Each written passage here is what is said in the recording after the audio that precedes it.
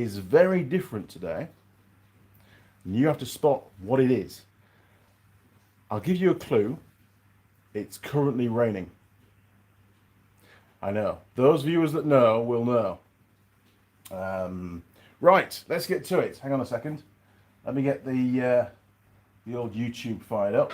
We can see some comments. Bom, bom, bom, bom, bom. There we go. Probably lots of adverts. Now, I am pretty knackered, so bear with me on this. It's been a very, very long week. And we're not quite finished yet with the roof. There's a clue. Not quite. There we go. Right, we'll get rid of top chat. Ah, there we are. Purple Monkey 974. Good evening to you all. Good evening, Purple Monkey. Welcome back to the workshop. Da, da, da. I want to get that further up. Maybe we need more chat. Chat, chat, chat. So this week, well, the last 2 weeks, in fact, we have been working flat out trying to get the workshop roof finished. Ben came down last Saturday, so he's been down basically a whole week now, which is great. I had to do 3 days of work, normal day job stuff. Other than that, I've been on leave, and I'm on leave again tomorrow. Thank you, Frankie. Really appreciate that. To try and get a bit more done. We've still got 4 massive posts to set on that side of the workshop on the outside, which is going to be basically what we call the side port. That's a whole new project, but I wanted to get those posts concreted in place whilst Ben's here. Is it going to happen? Don't know. It's probably not going to happen today because Ben wants to go off-roading. Yes, he's down here with his Patrol.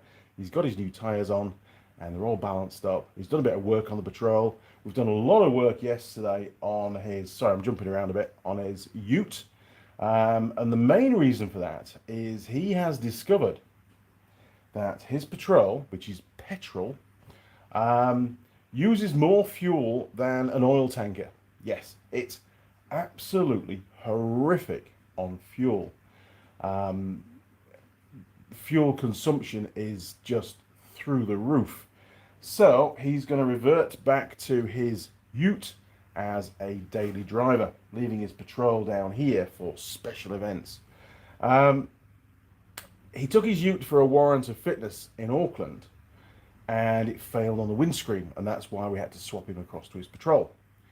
The windscreen had delaminated. There was mist, basically, you know, where the plastic had started to get damp or discolor, whatever, down by the driver's side, bottom corner. And they failed it. It had grown too big. So Ben sourced a windscreen, which is a bonded type windscreen on that vehicle, and we had the immense amounts of fun in fitting the new windscreen. What a horrific job. First bonded screen I've ever fitted. I fitted lots of the normal sort of push-in screens with a rubber seal around the side. But this one, absolute nightmare. Getting the old screen out was great fun. Cleaning up was also fun. The most amazing part of it, given the fact the vehicle is very, very old now, was there was hardly any rust behind where the windscreen sits. Ben was expecting to see lots of rust, and he was sort of gearing me up to do lots of welding. Didn't have to do any welding. We just treated a few little bit of surface spots, found a can of rust converter, and then he painted it all up really well, and then we bonded in the new screen. And putting the new screen in actually turned out to be really easy. I was a bit dubious, never done one before, so it was a learning curve for me, but it turned out really well. So we took it back for its warrants, a different place just up the road, and it failed on many, many things that had been missed at the place in Auckland. Did they need to be done? Yeah, some of them did actually, to be fair. So passenger side front upper A-arm to replace, inner bushes worn, which turns out just to be threads. It's a weird setup, it really is. Anyway, so we managed to replace that, although the new A-arm that came through had no mount for the flexi hose. Turns out it wasn't a bad thing, because I had to cut the old mount off, the old A-arm, in order to extract it from the vehicle.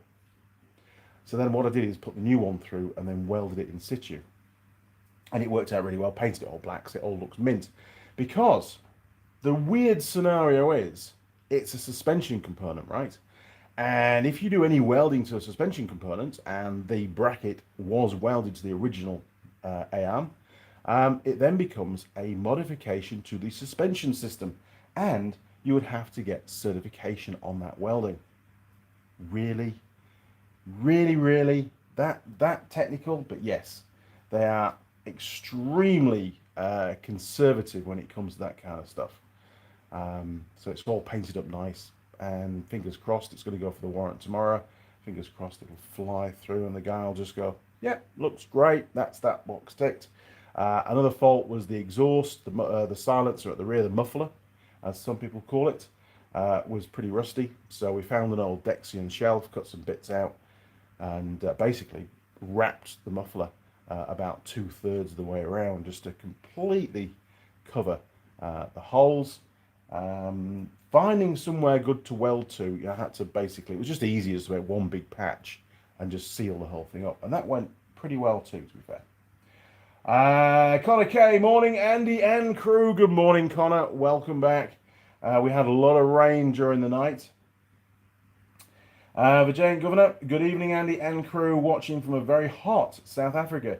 Today's not so hot. Today was good. Yesterday was good. A bit overcast, so we're up on the roof, not too hot. Today is, because of all the rain, a lot more muggy, to be fair. It's very, very humid today. I think a day's off-roading is probably a good thing, actually, and just take a break from the workshop, because we're all pretty burnt out. Ben had a fall yesterday. He fell off one of the ladders and cut his leg. It wasn't too bad, but you know, accidents happen. And then Mrs. Mechanic had a fall, yes, which was, I say serious, but she tripped on something on the ground, heading over to the ladder to get past Ben something, and she had a pretty nasty fall. Bashed all the side of her face, which wasn't good. So she's looking forward to a big bruise coming up. She's sort of okay now, but she's obviously got to go through the after effects of headaches and that kind of thing. So yesterday wasn't a great day, but we got lots done and we worked till about 7 o'clock. But I won't say any more, because you've got to spot the difference in the workshop. It's been raining and something's different. You tell me. Oh, Kevin, Machine NZ, morning, Andy and crew. Good morning, Kevin. Welcome back, sir. Only popped in. Got my parents over from the UK, so can't stay long. Ooh, you don't be in trouble with your parents or the in-laws? If it's the in-laws, don't want to push that. Mr. Rawl with the spanner. Morning, Andy and crew. Good morning, Simon. Welcome back, sir. Yeah, just carrying on what I was saying before, it really has been a very, very busy couple of weeks since the last live stream. We've been working flat out getting all the timber work done, and I'm very pleased with the outcome. I think it might need a few more diagonals. There's a lot of weight up there. It really is a massive roof. We've gone about an additional metre and a quarter, maybe 4 foot that way. We've got a little alleyway between the workshop wall and the property fence line, and I wanted to, I thought, well, we'll just extend the roof a bit further and we'll have that undercover, which would be really good for, there's a lot of storage room up there, so we intend to dig it all out and concrete it and have that as a maybe even just the rubbish bins will go down there, and maybe the lawnmower and bits and pieces would be quite cool. Some gardening equipment, give Mrs. Mechanic an area for her stuff. And then at the rear of the workshop, that end, there's a silver shed, which is full of crap, to be honest. About 6 feet, maybe 7 feet. It's at a slight angle to the workshop away.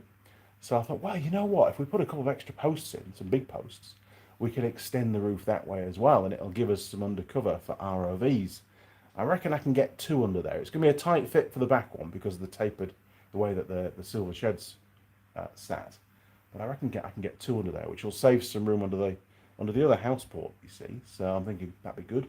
And then, of course, when we go that way, I haven't quite decided how wide the side port's going to be, but we're looking probably, I reckon, about 4.5 to 5 meters that way, which is massive. It's going to give us a huge area undercover for working on ROVs. That's where I can leave things alone. I don't have to keep moving stuff around on an evening. It doesn't block access to the workshop. It's going to be really good. But the roof size, once that's done, is absolutely massive and probably bigger than the house roof. So of course we've got a lot of runoff water, which I now need to put guttering up and work out where the hell that's going to go, because drainage isn't great in this place.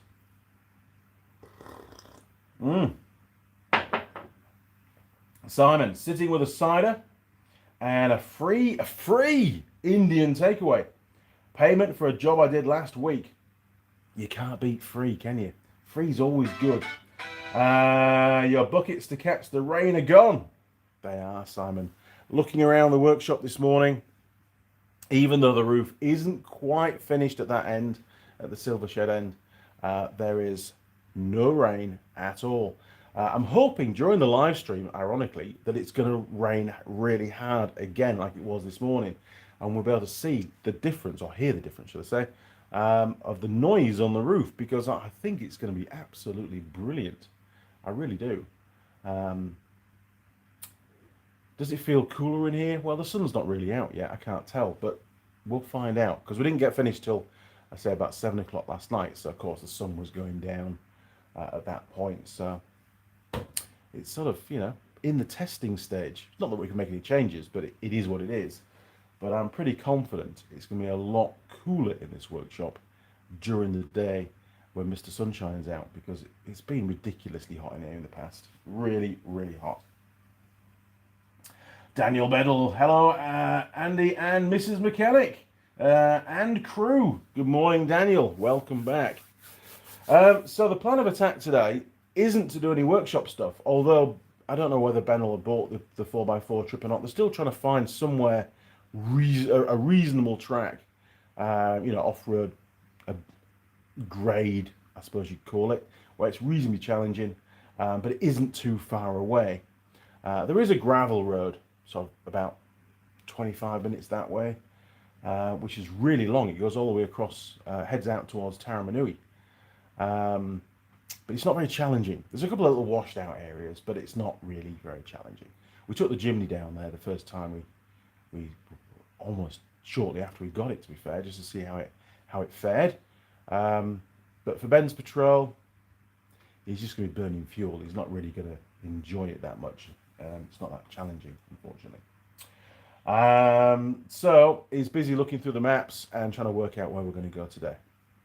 Which means, obviously, I'll have to pack up the workshop after the live stream and get everything locked down, and then we can head out. We've got a massive number of vehicles down here because my brother-in-law's here as well. He arrived late last night, very late last night actually. I don't know which route he took to get here from Auckland, but it took a very long time. I don't know. Maybe just lots of brakes or just drive slow. No idea.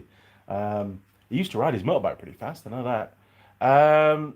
So we've got vehicles scattered all over the place. Some of them are even Larry the car is being dumped down the back of the garden at the moment, being used to remove rubbish to go down to the tip. So whether we're taking that off-roading or not today, I don't know, because it's full of rubbish in the back, which will mean a trip to the tip as well this morning before we can leave. So lots going on.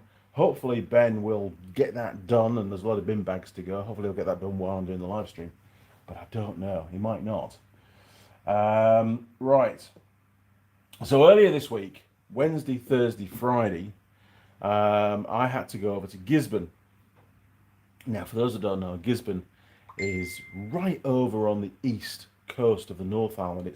It's the furthest eastern town, a city, town, it's more like a town really, furthest eastern town of New Zealand. And they actually get up, first thing in the morning, because the sun rises, obviously. It's brighter in the morning in Gisborne than anywhere else, so you can't have a lie-in over there, especially in the summertime. There's just no chance. It starts to get bright. While I was there, it was getting bright just before 6 a.m. Whereas here, it doesn't get bright. The dawn doesn't come through. What was it like this morning? About 7, maybe 10 to 7. 7:15 it started, so there is quite a distinctive time difference. FBM, brother. FBM. I have no idea. What does that stand for? No idea. Oh, Facebook message. There you go. Oh, lots and lots of photos coming through. Oh, what have we got? Daniel likes to do lots of house projects. I think, oh my word. How many photos? Let's have a quick scan through. Is he going to let me? Okay, here you go. Little showcase. Am I going the right way? Yes, I am going the right way. You can be very careful with these Facebook things, haven't you? Look at that. Sorry about the glare. Let's go that way. There we go. Look, that's a bit better. Wow. It looked pretty rotten, didn't it?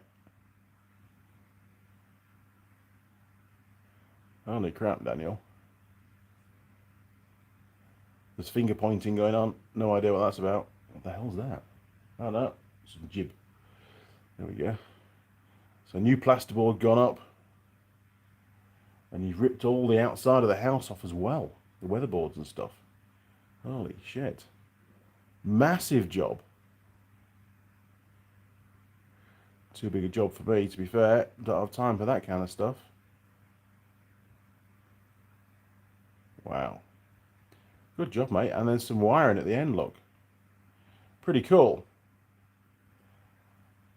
So many photos, Daniel. So many photos. Oh, that is the last one. There we go. Pretty good. That was pure luck. It was the last one. So, not just me that's been busy. Daniel's always busy as well, and he does a great job with that kind of stuff. Far more skilled at doing house stuff than I am, that's for sure. Tessa Fun, get on, got you. There we go. Hello, Andy, the mechanic. I always happy when Saturday comes. How are you, and how are those tool girls? Today I have a question about painting brake drum and brake caliper. What is the advantage of doing that? I suppose it looks a bit nicer, stops the corrosion. I paint calipers on the ROVs purely because the ones that I service live on the beach, and it definitely cuts down on the, it's an aluminium caliper and it really does cut down on the corrosion. There's problems by about year 2.5, year 3 on the beach. The aluminum, the groove for the dust seal, the outer edge of it is pretty damn thin, to be fair. And we've had cases in the past where it's corroded away in a certain place. And what happens is when the piston's pushed out, it pushes the dust seal out with it, and you get this little bubble of dust seal. And it sort of it jams up the piston and stops that piston retraction, so the brakes are always binding and stuff. So the only fix for that is to take the dust seal out, which is not ideal because the damage is already done. However, since painting the calipers, and we do it every time the machines go in for a service, they get a good wire brush and then repainted with like a silver zinc spray. Since we've been doing that, we have had no problems whatsoever. It really, really saves the calipers. You know, and a set of calipers for one of those is like $2.5 grand. It's ridiculously expensive. So, you know, a bit of paint at every service, an hour. Do we even charge any extra labour? Maybe half an hour in total for rebuild, because we always rebuild the calipers anyway. So while you're doing it, it doesn't really take much longer to paint them. You know, you're already in there. Why wouldn't you do it?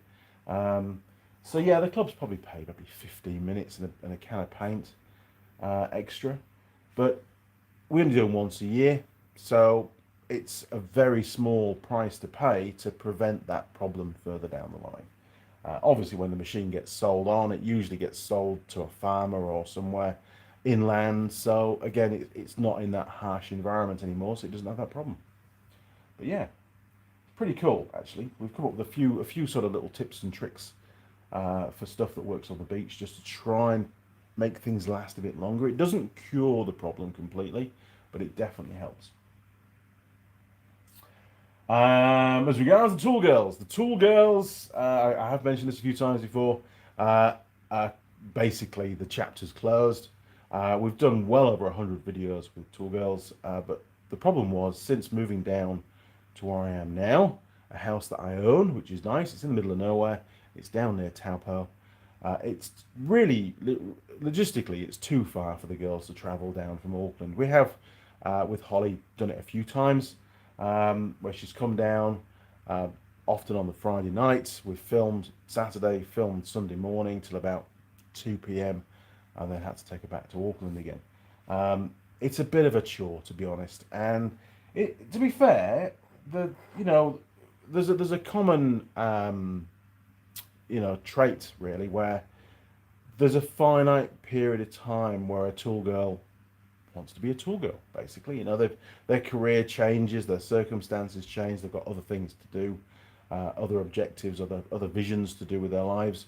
So often it's provided as a stepping stone, through social media, through maybe modeling careers and that kind of thing, or maybe even filming. I mean, Hannah does quite a bit of filming work for our TV adverts, and still does the stills, the photo shoots. So it's great to see them go off and do bigger things.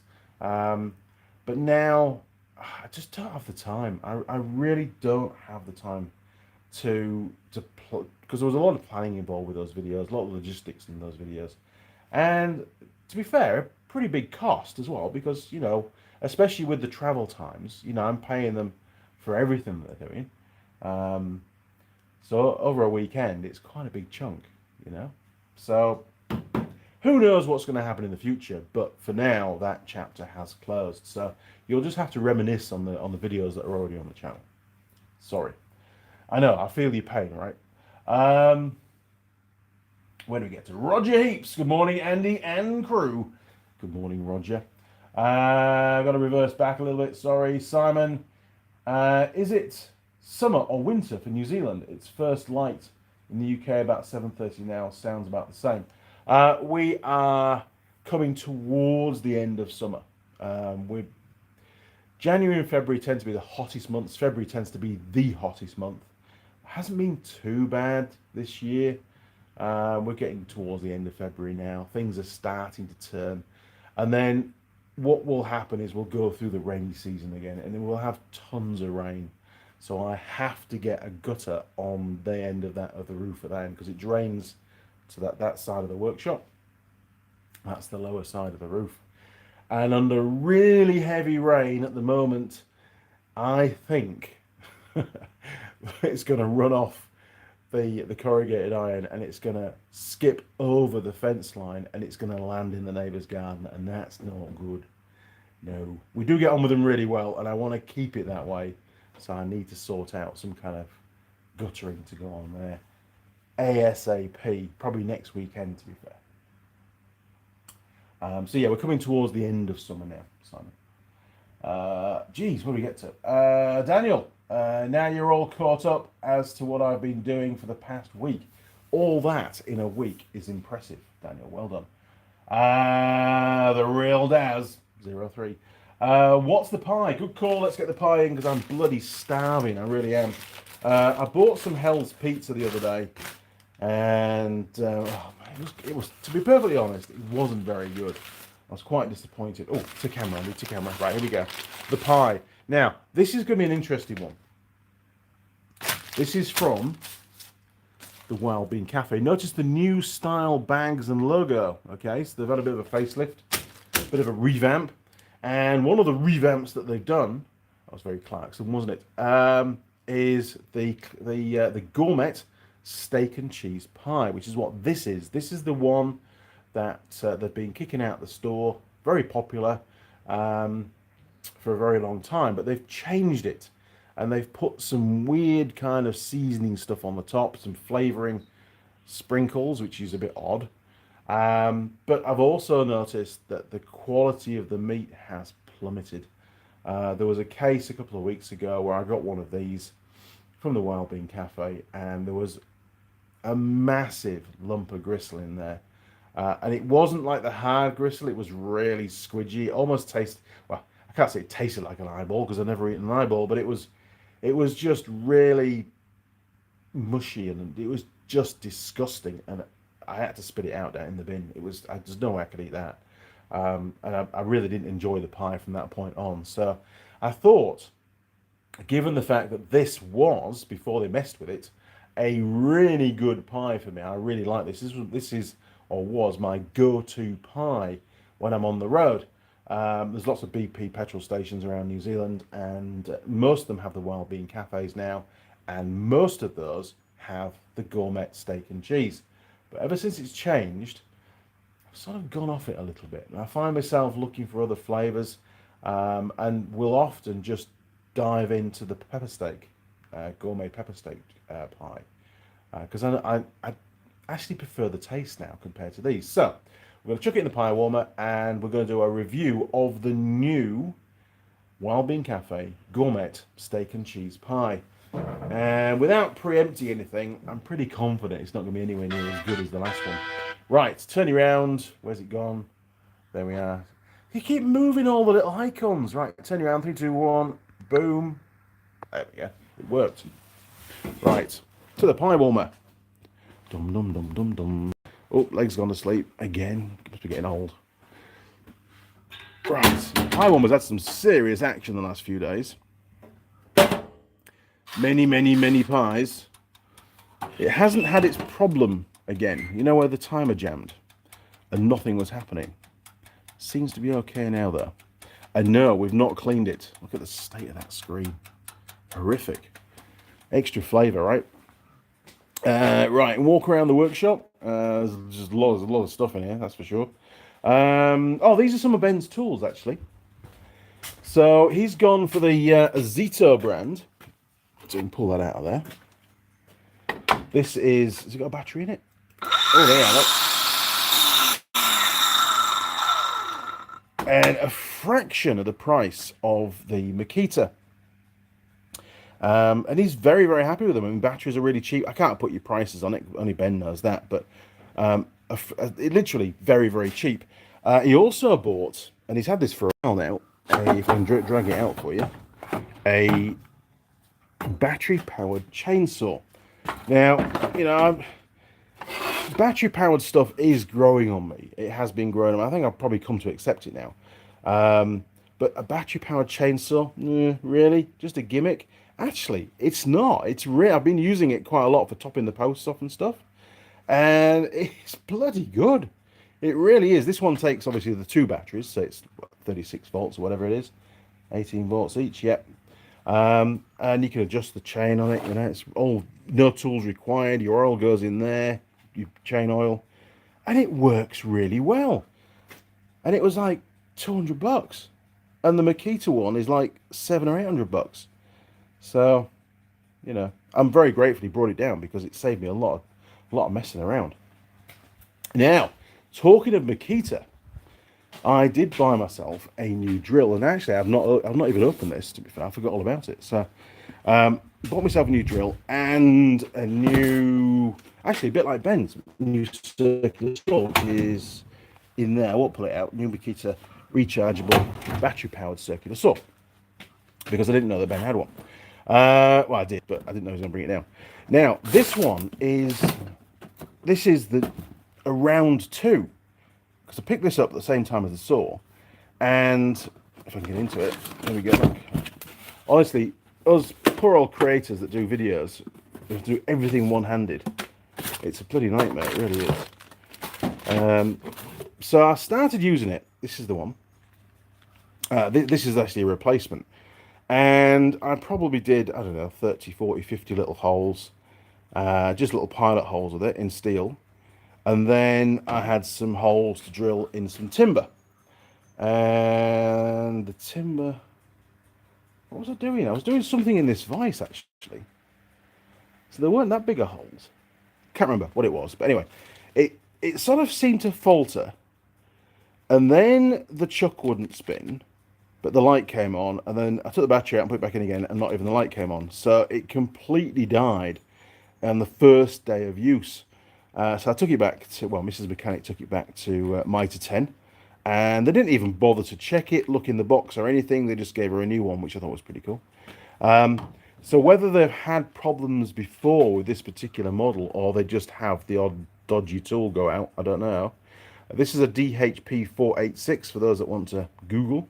Makita DHP for Percy 486. You can see it on there. Look. Is it going to focus? Just. It's pretty powerful, 140 newton meters of torque, I think it is. For a drill's pretty good. I just bought the skin, but I did buy a spare battery, one more battery, because we do chomp through the batteries, and it would be good. It's good to have another spare one, really.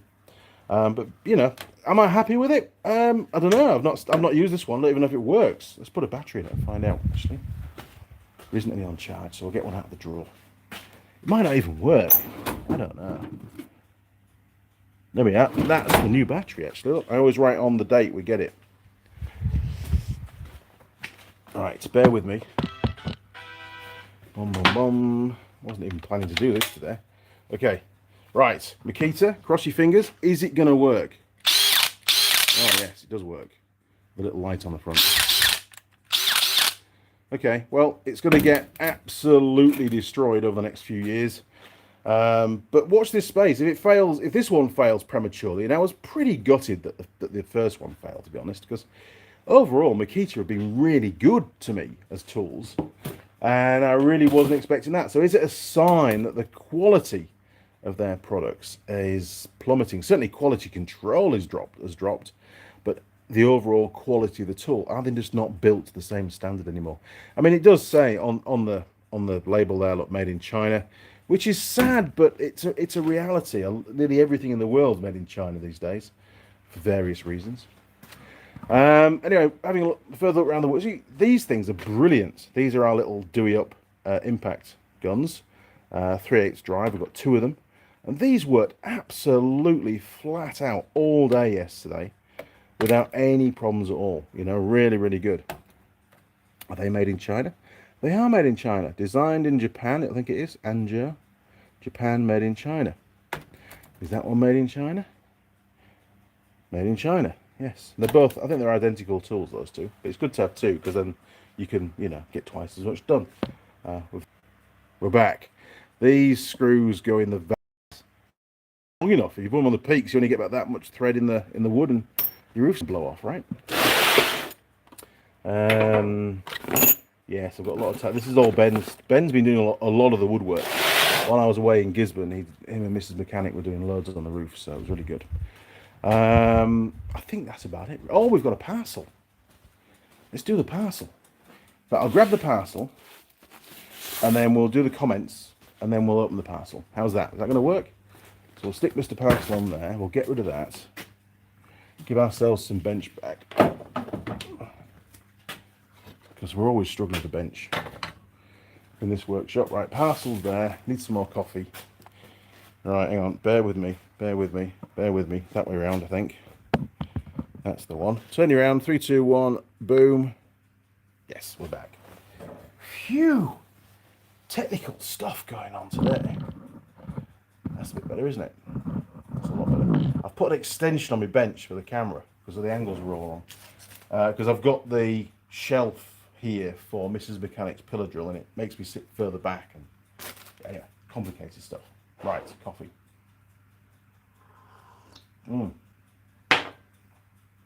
I made it a bit strong this morning. Okay, where do we get to? Oh, geez, you guys have been busy. Scroll up, scroll up, scroll up. Holy crap, Daniel. Right, we've got an essay to read out. Right, Daniel, if you look at the wall with the purple board on it, you will notice that there are outlets towards the top half up that wall. However, on the back side of the same wall, you've seen there's a junction box. That junction box serves for 2 different circuits inside of it. Haven't said that. If you go to the pictures of the outside of the siding, that there are 2 weatherproof outdoor outlets, one on the top of the deck and one near the double doors. I just wired them up yesterday. Also, that junction box as well. Oh, okay, good lad. Connor K, does Holly still turn wrenches and or work in car parts? All the same. At the time she put into going to trade school. All the time she put into going to trade school. I hope she stayed with it. She's doing really well. I mean, she got a job with Haval, that's right, one of the Chinese car importers for New Zealand. I mean, they're just getting used to the market and growing, you know. And she's the parts manager for the importer at the head office. So pretty big responsibility. Lots of headaches for us, you know, and problems to solve because you know they're just getting the business, you know, set up properly and getting all the processes in place and things. But for her to land that job is really really good. It's well paid, good hours. She gets to work from home when she wants to as well, because it's all cloud based. She doesn't even need to be in the office. And she is using her car knowledge, but in a little bit of a different way. Does she still work the tools? On her own cars, she's got two of her own cars. One's an old classic Nissan. No idea what it is, can't remember anymore. Skyline, I think. But or is it a Laurel? Might be a Laurel. I think it's a Laurel. But cool car, really cool car. So she does a bit of work on that now and again. But no, she doesn't work in the trade on the tools anymore. It's just the way it is. She's got a good job. She's happy.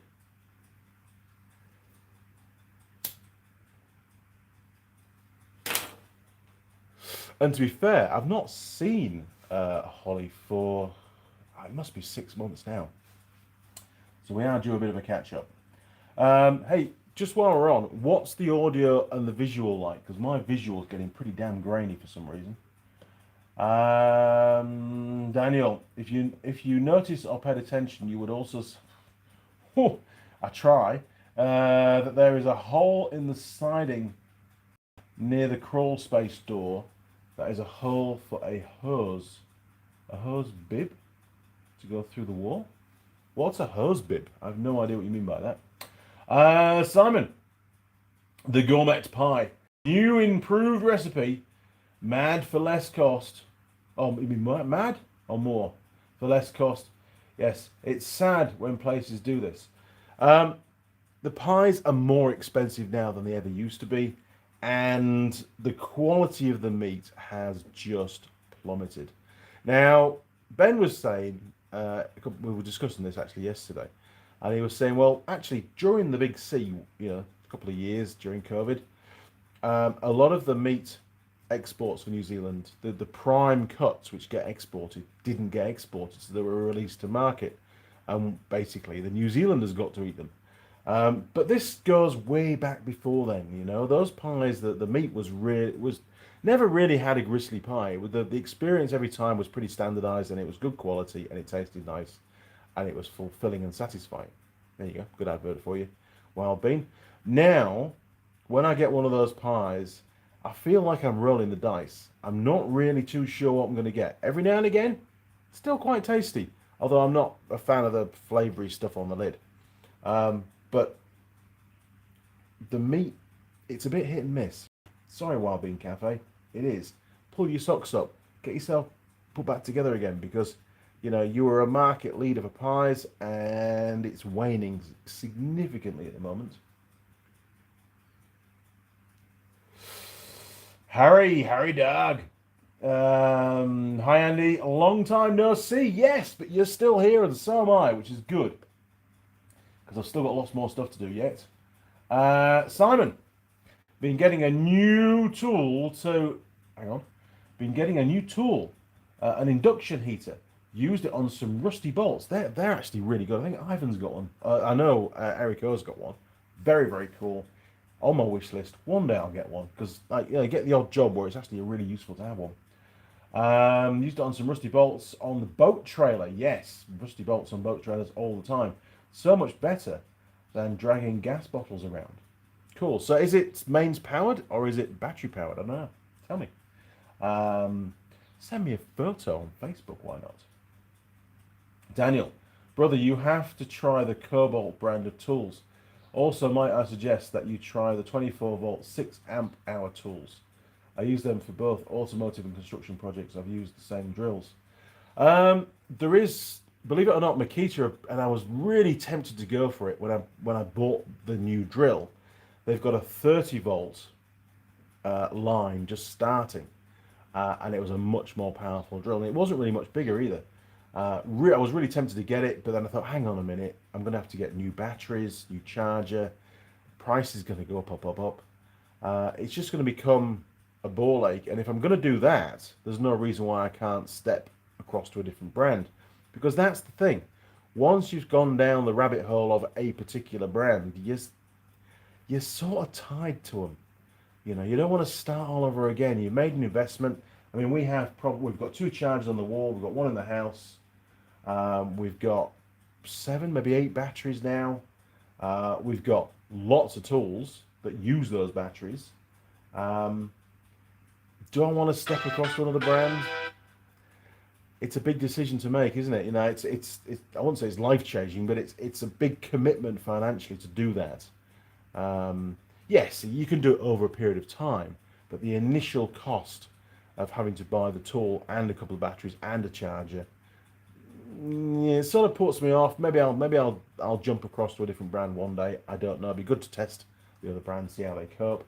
I do feel that Makita are nowhere near as well made as they used to be. That's the bottom line, to be honest. Which is a terrible shame, it really is.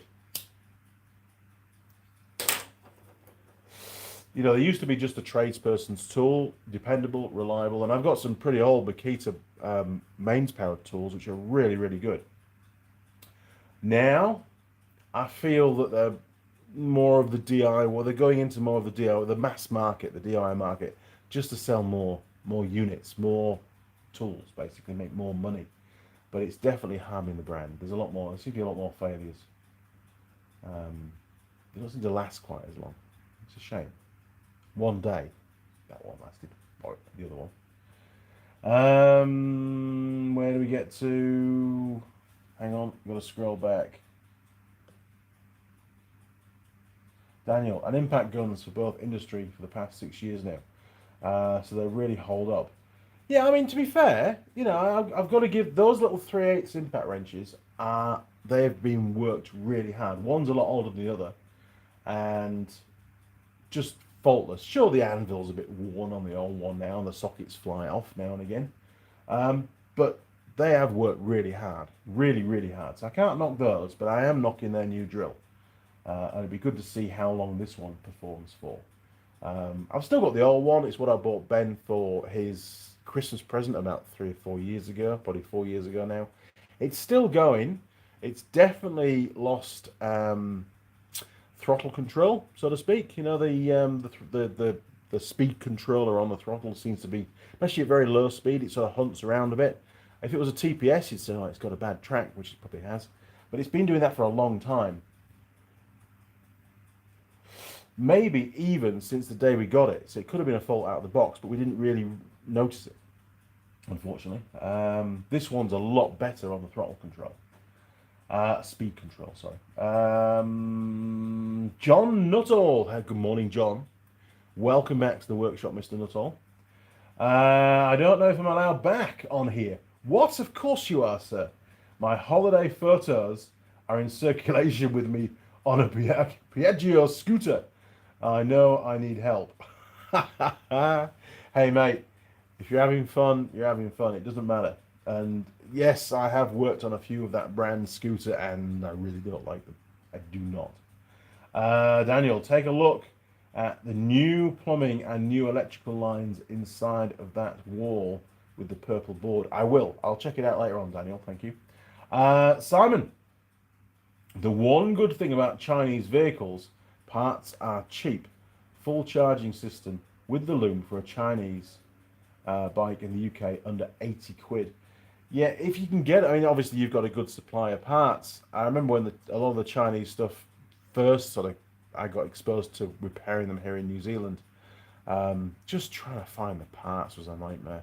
They tend to be more of a specialist thing. There are certain people in certain areas of Auckland which specialise in fixing the Chinese bikes, quad bikes, kids' bikes, whatever it is, and they make good money out of it. It's something which the main motorcycle shops really try and steer away from.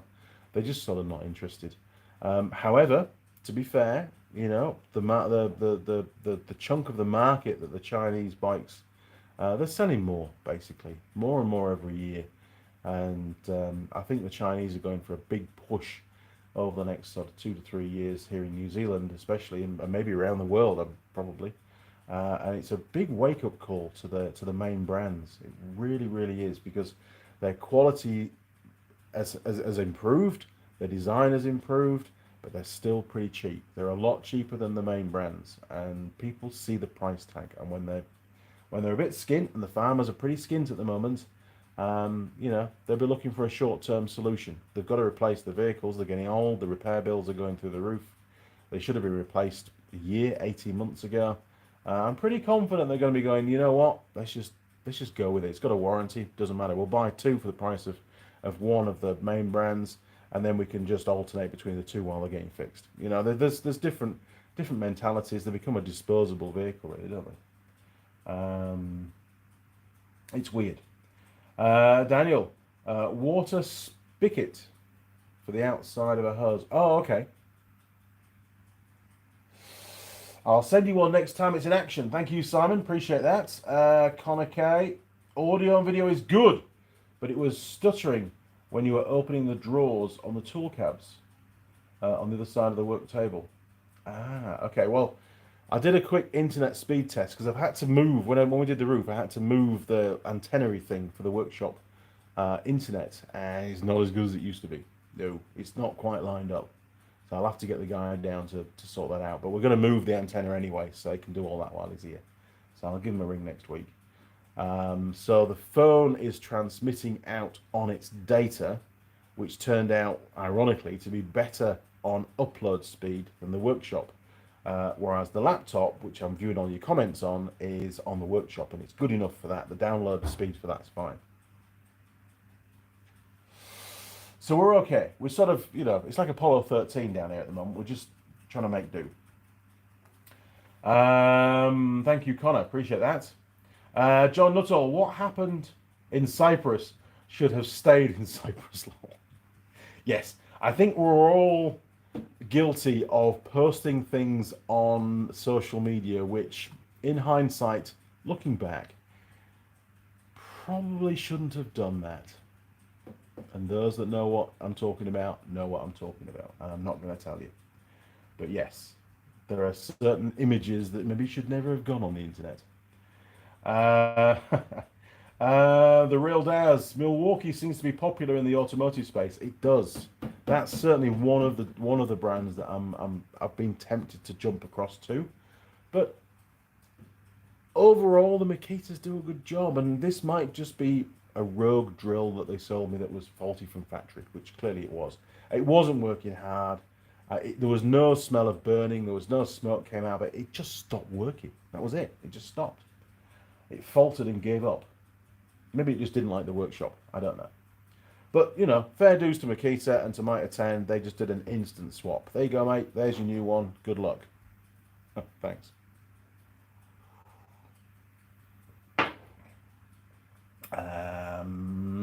Some Kind of Ferret. That's a new one. Hi. Good morning, Some Kind of Ferret. That's a new name, is that one? The Real Daz. I have the Makita half-inch impact gun that you reviewed, and it's an amazing piece of kit. It is. Ben used his the other day. Used mine the other day on his ute. Yes, it doesn't get everything undone, but man, it gets nearly everything undone. It's bloody good. But I only use it when I need to use it. Otherwise, it's the 3/8 impact wrenches that I use, and they take the brunt of the grief. They really do.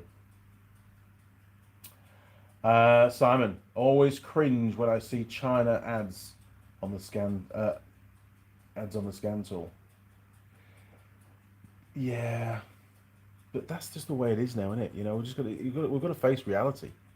And I mean, the Chinese, they can build things to really high standards, but it's all about their customer that's placed the order, how much they want to pay for it, and they'll build it to that value. Rachel, sorry, Rachel. Hello, Andy. My husband David is listening to you in the pub shed. Nice. Would you give him a hello, please? A shout out. Absolutely. David and I got married in Cyprus. Holy crap. I bet you rented a scooter as well, didn't you? So big shout out to David and Rachel. Great way of spelling it, actually, Rachel. I've just got it now. Okay. So a big shout out to David in his workshop pub. Yes, in his pub shed. Nice. We have been considering putting a fridge in this workshop because cold drinks would be great, right? So yes, one day. Simon. Oh, ABS anti-lock brakes. Really?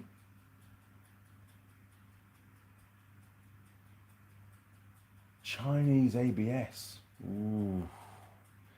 Yeah, you know, that time you slam the brakes on, you think, is it gonna work? I don't know. I think you're right there. I would be a bit dubious. I like to see a nice quality name on there, you know. Daniel, Makita, DeWalt, Bosch, Snap-on, Cornwall. Cornwall, never heard of them. My very favourite popular tools in the automotive industry. Yeah, I mean, I've seen DeWalt doesn't seem to go into the automotive industry too much. I've not really seen much DeWalt stuff around. Maybe the odd drill. Um, Milwaukee definitely in the workshops. Plenty of Makita out there, but quite a lot of Milwaukee. There's quite a lot of Milwaukee here in New Zealand in workshops. Seems to be a preferred tool. And airline stuff, hardly ever see it now. You know, air impacts and stuff, just almost non-existent. Sure, they've still got an air compressor and stuff because they've got a lot of tires and things, but they very much now have stepped across to rechargeable tools, battery-powered tools. Pretty cool. Daniel, very favourite publishers. Yes, Daniel, and of course you've got companies such as Pittsburgh Tools. So you guys have loads more variety of tools around the world. Here in New Zealand, I suppose there's that Ozito brand that's popped up. There's a few cheaper brands around. And I mean, to be fair, you can't knock them for the price, but they do become disposable tools. But for the DIY guy, they're probably going to last a few years.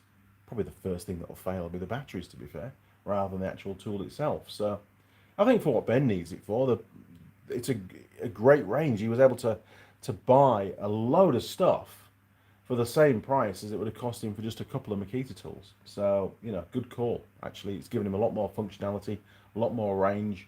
And he's been using it. The impact wrench, he's got one of the Ozito ones. It was doing equally the same work yesterday as the Makitas, and it wasn't any slower. You know, it did the same job. So will it last as long? We don't know. But, you know, it certainly it does the job. That's the point. You buy it and it will do the job. But you just might have to buy another one in a couple of years. I think his tools get the most work when they come here, though. Ding ding, pie time. You're right. Let's go and get the pie because I'm bloody starving. Turn you around, 3, 2, 1, boom. There we go. Now, I did send Mrs. Mechanic on a mission to go and buy more cigarettes. I don't know if she's picked them up yet or not. She's probably going to not bother, actually, and try and make me stop smoking again. Okay, the pie, very hot. Doesn't, oh, really hot. Ha, ha. Holy crap. Sound effects. Okay, turn you around. Right. There we go. That should work. Oh man, I am so tired. So yeah, the drive to Gisborne. Let's really back to Gisborne again. So obviously I'm based near Taupo. However, you know, for work we prefer to try and fly around rather than drive. So I planned it all to fly to Gisborne because it's a shit of a drive over there. So I was going to drive up to Auckland. I had a meeting scheduled in Auckland, and then I was going to fly out on the Wednesday afternoon to Gisborne, stay over in Gisborne, do what I had to do for work as regarding a visit to a motorcycle shop on Thursday, which was going to take all day, staying, and then ideally was then to fly back to Auckland that evening. However, all the flights were booked. I say all the flights, it was like 2. And that's right, the latest flight was like 4 o'clock in the afternoon, which was too early because it mean I've got to get to the airport really for 3 o'clock because you've got to drop the hire car off. So then I looked into hire cars as well, and there were no hire cars available at all in Gisborne. So that was another nail in the coffin for that idea. I'd have had to fly back on the Friday morning, and there was only one flight on the Friday at 6 a.m. which means getting to the airport for about 5 a.m. to drop the hire or to fuel the hire car up, drop it off, and then get into the airport and check in.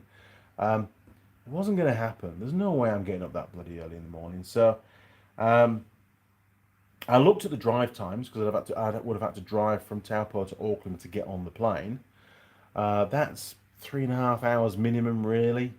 Plus, I had to go to the head office and then to the airport, so there's a lot more driving around and stuff. And I thought, you know what? Because there's no hire cars, because of the flights, I just need to drive to Gisborne from Taupo. Now, Google Maps will say, oh, it's only 3.5 hours. It isn't. It's nothing like 3.5 hours. It's more like, with a couple of short stops, it's more like 6 hours. It's a 6 hour drive from here to Gisborne. The roads are atrocious. They are the worst I have ever seen in New Zealand. There is tons of roadworks. Not that they're making the roads any better, there's just loads of roadworks. And for the areas of the roads that hadn't yet been fixed, which was a lot of it, we were down to like 50k zones, 30k zones, and where there were traffic lights, where they were fixing the roads, there were long delays, long wait times before the lights changed. It was just an absolute ball ache, to be honest. It really was. I didn't get home on Friday, my return trip. I had an online meeting on the Friday morning. Didn't get to leave till about 11:15, and then I had to go get fuel. So I didn't really get out of Gisborne till about noon. I rolled in at home at about 10 to 6. That's right, about 10 to 6 in the evening it was. So it wasn't too bad, but still, it was an arduous drive, a long drive. And the fact that I'd have to do it to get there and to get back, 12 hours of driving, really, to do one visit. It's just ridiculous, really. But there was no other option. It was just the way it was. There was no hire cars. Flights were few and far between. All the Thursday flights were all fully booked anyway. Couldn't have got on the 4 o'clock one, even if I got to the motorcycle shop earlier in the morning, which you can't really do because they're busy. They've got stuff going on. They've got customers to sort out first thing. You might arrive early, but you still can't start to do anything until things have settled down. So it becomes a real problem. Right, hang on. Let's have a look.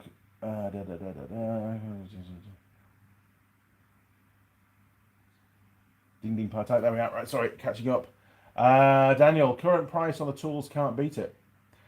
Especially the cheaper stuff. You get a lot for your big bang for your buck, really, when you compare it to the price of the higher end tools like Makitas and stuff. I can see why a lot of DIYers would be really tempted to go, you know what, I'll just buy that bundle. Get a few batteries, get a charger, get myself a circular saw and a drill and an impact wrench, and and there's lots of different bundles, so you can pick and choose what's best suited to you to get the tools that you want. It's pretty good. The real Daz. I'm a Makita guy. I barely use air tools now. I can't think the last time I used an air tool other than to inflate, inflate tires and stuff. And the blowdown gun, I use that. But as regards tools to undo things and do things up and cut things, yeah, I just don't. It just doesn't happen anymore.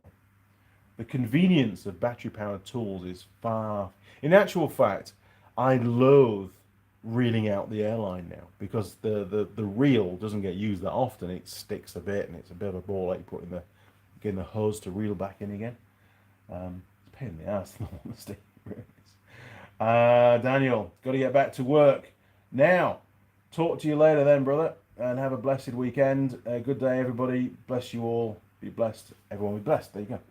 So we feel very blessed at the moment. Jacob Vaughan, what brand of cigarettes is she getting for you to enjoy? I'm enjoying the Lucky Strike. Well, actually, Pall Mall is sort of my chosen. Yes, it's bloody expensive. How expensive? 20 cigarettes, and these are the short ones. $45. $45. So I definitely smoke a lot less now than I used to do. Although I didn't smoke lots before, to be fair. But pretty conservative on over $2 a cigarette now. It's just bloody ridiculous. Government is going full bore trying to eradicate smoking. The real Daz. What made you decide to move down to Taupo from the big smoke? Cost. Because we've owned this property for many, many, many years, and it was out on rental. Just it was like a just to pay the mortgage kind of thing. It was like an investment property, I suppose. Bought it while I was in the UK, and but we had to live in Auckland because of our work. Jobs. There's not a lot of jobs down this way, and I was paying rent up there, and big family, 3 kids, big house. We had a decent sized workshop to do the videos and things, and it was costing a big chunk of money each week just to line somebody else's pocket. And anyway, the kids all grew up, they all moved out, and it was just me and Emma banging around the house, and it was way too big for what we wanted. And we decided now's the time. Let's go and live at the house we bought. Worked out pretty well. We worked out the figures, and it made a lot of sense. It really did. I mean, it was a big upheaval, and it was a massive task getting everything down here. And it's taken us 4 years now to really get the workshop to where it is now. And I'm just doing little tweaks, like you say, sorting the roof out and things. But overall, it's a fantastic workshop. It really, really is. It's very, very versatile. It's really well laid out. Everything just works. I mean, sure, I've got the air compressors still to finish off and find a permanent home for, and bits and pieces like that. But overall, it's bloody good. It really is. Right, pie time. Okay, here we go. So this is the new version of the gourmet steak and cheese from Wellbeing Cafe. And they put some kind of sprinkly stuff on top that tastes really bizarre. Underneath there, look. Structural integrity doesn't look too bad. We've got something weird going on here. Not too sure what the hell that is. Some kind of... It looks like it's popped. It's burst a little bit. Its innards have popped out, which isn't very good. But it is what it is. We'll start at the weird bit, I suppose. Oh, hang on. There's somebody at the door. Oh. What have we got? We've got all sorts of stuff going on. Thanks,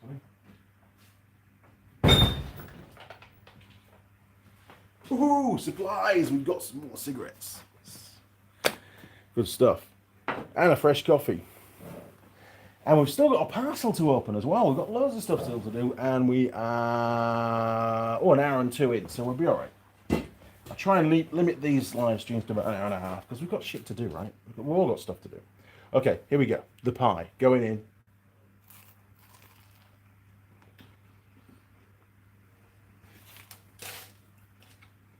Now, I've had a lot of these. I know what to expect. I'm hoping we don't get any gristle in this one. As regards gristle frequency count, I would say about 1 in 5 of the pies, the meat's substandard, based on my experience anyway. Already getting this weird flavour from the top. How can I try and describe what it is? Over here in New Zealand, you can buy a little cardboard box of like sort of crackery type things with flavouring on. And I think they call them snacks. And they're about, I don't know, 30 mil square, 3 or 4 mil thick, and you eat them like crisps. They're all right. They sort of fill a gap. You couldn't eat a whole packet because they're a bit weird. Well, I couldn't anyway. But the flavouring on the top tastes a bit like what they have on some of those, whether it's the barbecue ones or the bacony flavoury ones. I don't know, but it's sort of similar to that, and it just, to me, it's got no place on a pie. I want to enjoy what's inside the pie, not what you sprinkle on the top.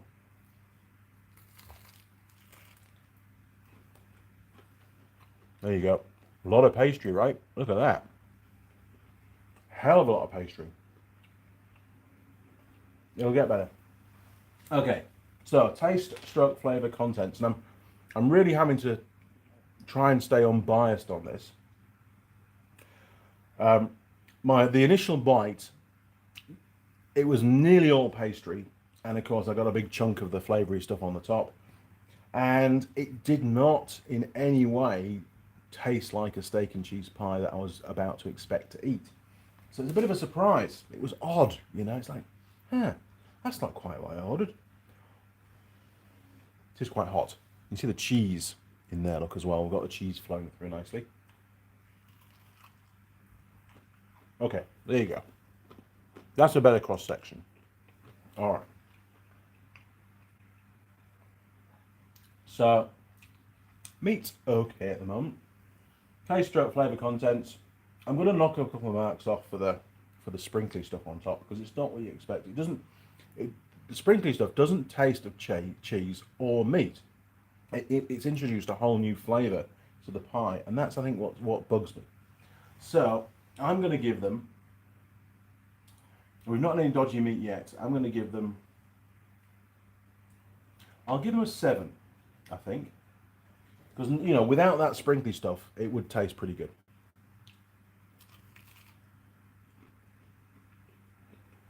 Now, some of the pastry is quite hard, and you can see how the pie, the casing's starting to break up. It could, potentially, if you weren't taking a note, it could well be a pie-tastrophe.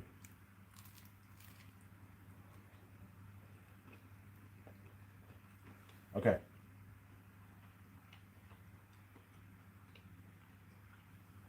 Structure Forley Partners. See, it doesn't quite taste like what they used to taste.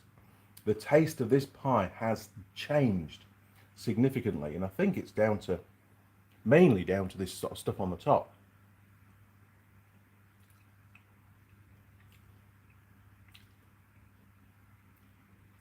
Which is weird. I can't put my finger on what it actually tastes like. But it doesn't taste of bacon, which it shouldn't do anyway. It's just odd. I'll have to write to BP and ask them what the hell it is on the top. Okay. Structure Forley Partners, let's put that to one side for now. Runnability test. Perfect time for that. 45 degrees, 30 seconds max. Already dropped something in the coffee. That is now 45 degrees. Can you see any movement?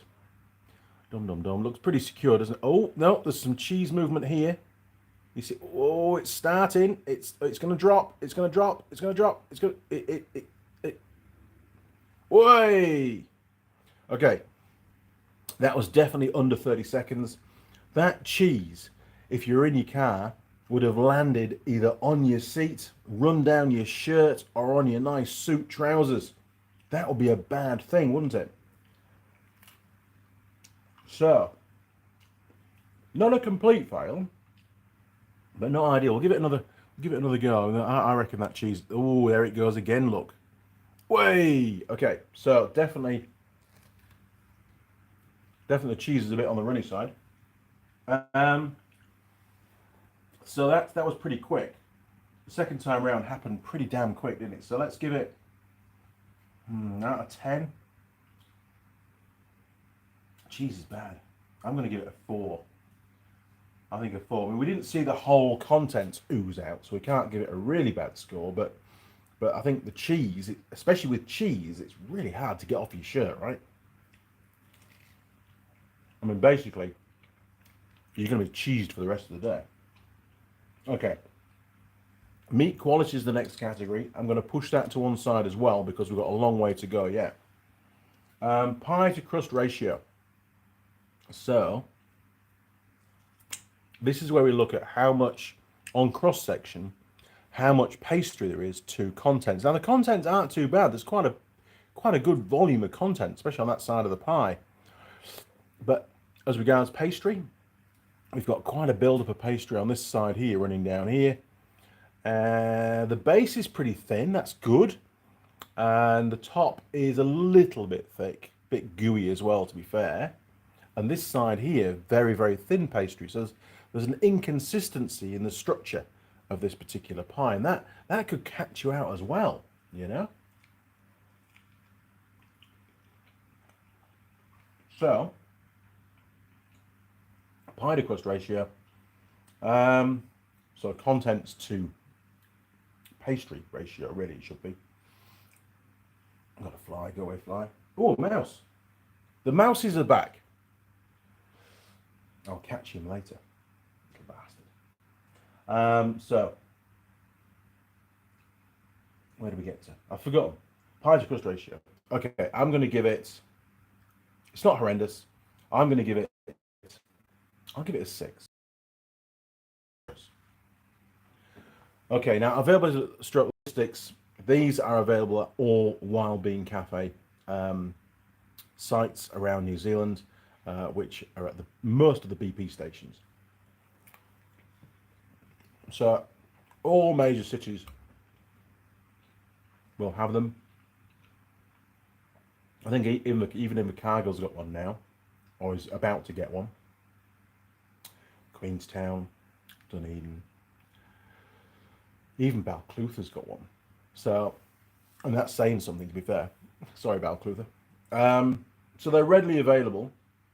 I mean, from where I am now, the nearest one from here is about a 30-minute drive. So I've got really, and I have been known, well, 25 minutes to be fair. I have been known to go and get in the car, go and get a pie and a coffee, and drive back home again. I know that's terrible, isn't it? But you know, it happens now and again. Not very often. That's probably only 2 occasions in the last 4 years. So that's not too bad. And I'll probably do something else while I'm there as well. So readily available, but you can't buy them online, and you can't buy them in supermarkets, and you can't buy them in dairies. You can only buy this pie at the Wild Bean cafes. But they're always ready to eat, which is a good thing. And that's normally when you buy a pie, you want to eat it straight away. So let's give them, based on the population density, most people live in cities, which is where these BPs are.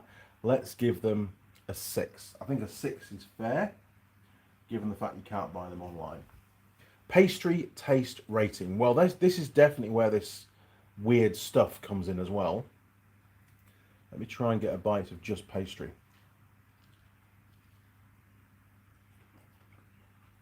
Bit gooey. Yeah, it's weird. This sort of speckly stuff on the top it's quite hard. It's quite gritty, which is another texture you don't expect to be in a pie, you know?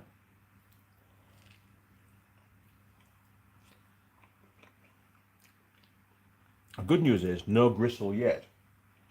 Okay, so the pastry. Well, it's all right. It was a bit hard, this one, and we have to score it on this particular pie. I'm not going to bring in any previous experience of eating these particular pies. It has to be based on this one, so it's fair to all pies.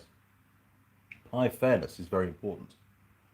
So pastry taste rating. I'm going to downgrade it because of the crunchy, hard, speckledy stuff, because I'm going to class that as being part of the pastry.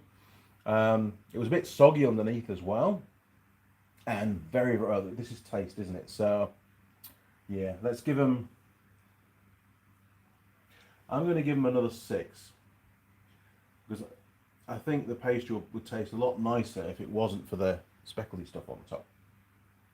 Well, is it still tasty when cold? Well, they are. I know they are because I've had them cold.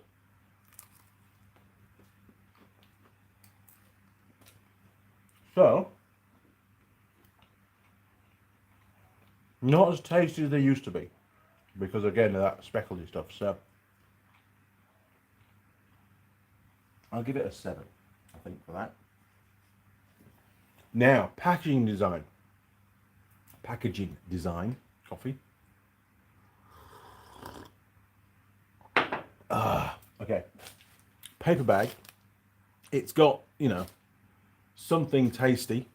A little bit of black ink on there, but other than that, it really is a very basic paper bag. There's no, they can't put the ingredients on there because they use the same bag for pretty much everything they sell. So I understand why they don't do it. However, they could tell us it's recyclable. They could tell us to put it in the recycle bin. Unfortunately, most of these will just end up in landfill. So pretty basic, not a lot of time and effort gone on. I could probably design that in about 5 minutes on Photoshop, and I'm sure most people could do the same. So, pretty low score. I'm going to go with, I've got maybe 4, 3. I mean, they've chosen to use a paper bag rather than something else, but I don't know. 3, I think, really. It's a pretty slack effort when it comes to design. I mean, they could put something on there to say, hey, you know, a bit of history about Wellbeing Cafe and the pies or whatever, but they haven't done anything like that. They clearly haven't won any awards, otherwise they'd be shouting about the awards and stuff on there. Recyclable score. It is recyclable. It's a paper bag, but they don't tell us. They lose a point for that, so they get 9 for that. Stuffability score, we don't know yet. Pie server attractiveness. This came from... I know exactly where it came from. Yeah, okay. So I'm just generalizing the ambiance of the site and the people behind the counter that serve you, the way that they're presented, and how welcome they make you feel at that particular BP. And it's not the greatest. I'm going to give them a... I'll give them a 5. I'll give them a 5. There is one young lass there that takes pride in her appearance.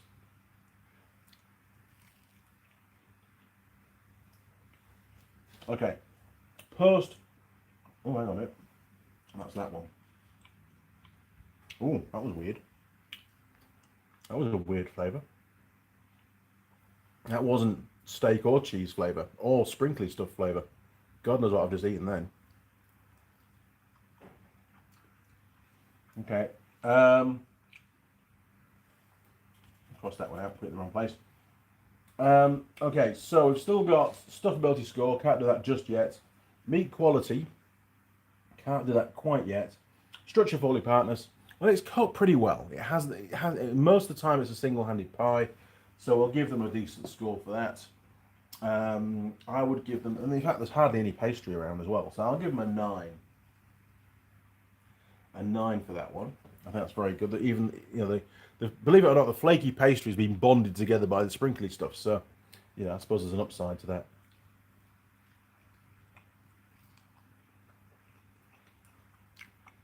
I have noticed that the newer pies seem to be a lot more oozy than the older pie.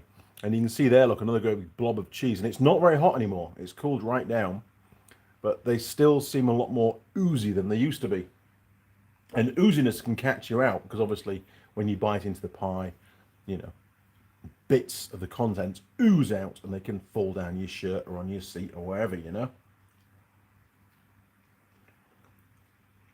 So I tend to find myself, when I'm eating one of their pies now, constantly looking around, assessing the pie, trying to work out the next best place to bite into it. It's pretty intense, to be fair, to try and prevent that ooziness becoming a pie-tastrophe.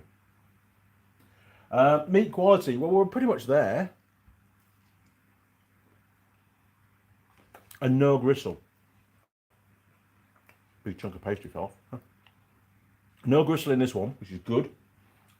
Meat quality, it's not as good as it used to be. The taste just isn't there.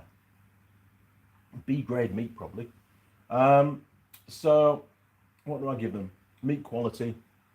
Yeah. There's a lot better out there. We've had much better pies. Oh, it's starting to rain.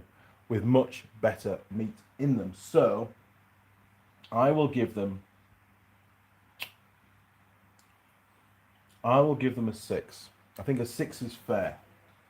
I'm pretty sure the older pie would have got a higher score because it was a lot tastier, to be honest. The meat was a lot nicer.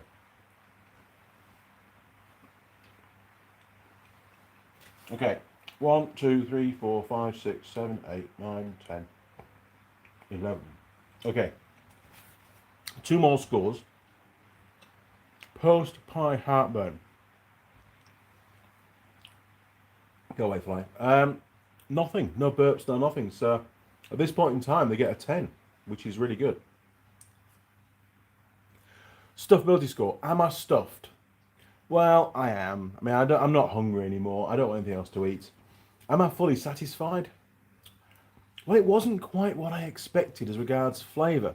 It doesn't taste like a traditional gourmet steak and cheese pie. And I'm not talking specifically about that brand either. If you go and buy a steak and cheese pie, you're expected a taste of steak and cheese, not other stuffs especially the sprinkles on top. So stuffability, that's the field we're filling out. Stuffability score. Am I overstuffed? No. Am I understuffed? No. I have to give them a 10.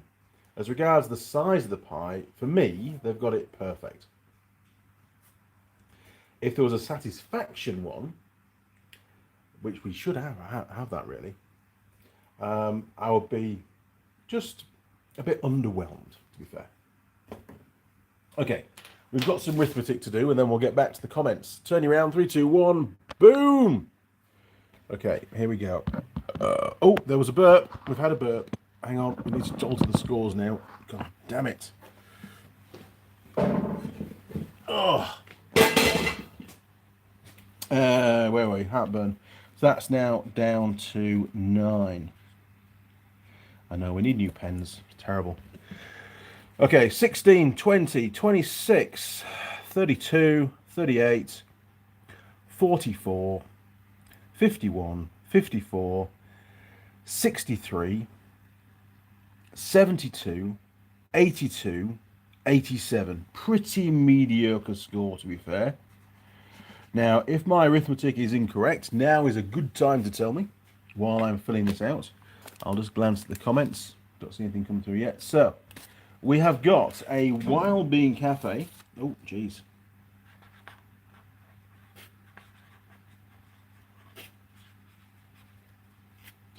Gourmet.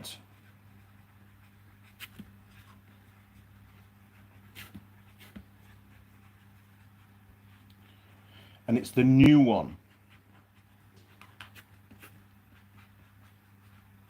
New version with the sprinkles. I'll call those. And he got 87. Okay. Right, where's my lid? Let's go and see where this ends up on the board, and we'll take a look to see what their original gourmet steak and cheese pie got as regards. Oh, because I can't remember. A long time ago. Okay, so 87's right down here. Oh, okay, we'll just push those down a bit. Mrs. Mechanic did a great job finding me some more space on here. She decided to condemn anything under 85, ended up down the side there, look. So it freed up a lot more space. Now, Wild Bean Cafe Gourmet Steak and Cheese. Can you see it? There it is. Wild Bean Cafe Gourmet Steak and Cheese. That's the original one that didn't have the sprinkles on top, and the meat quality seemed to be a lot better. They got 103 out of a possible 130, which is a really high score. They're only 3 points off the best pie in the world. Well, New Zealand anyway. Whereas here, we've got the one we did today at 87. If you look, there's a lot of pies. Hello, Lily. A lot of pies which are so much better. So why would you buy one of those? Convenience? Pretty much. You know, you're pulling in for fuel. I'm hungry. I'll get a pie. It'll be all right. So we make a sacrifice, don't we? You know? I can't go and get the one that got 106 because, well, I'm not in that area. I think that was just one single pie shop. Terrible cam work, Andy. But hey, you know what? I don't care anymore. You guys know what it's like. It's a Sunday morning. Got lots to get done. Right, scrolling back. Where do we get to? Ding time. Yes, Jacob. Done that one. Oh, here we go. Look, Simon. Oh, pardon me. The Mac tool van had the new DeWalt impact gun on last week. The thing is a beast.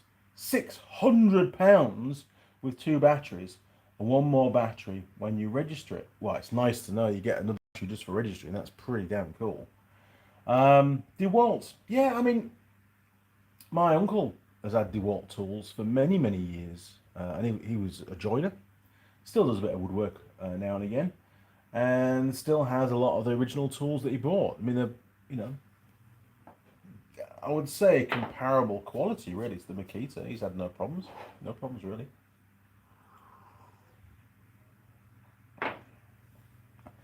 Oh, it looks like I might be going to Portugal. €5.60 for a pack of Marlboros in Portugal. Oh man, really, that is so cheap. Cigarettes here, it's just horrendous. It really is. And all that will happen is it will drive them into the black market. You know, they'll still be available. There's no problem with that, you know, but they'll just be, you know, unmonitored, unpoliced. They're just charging too much.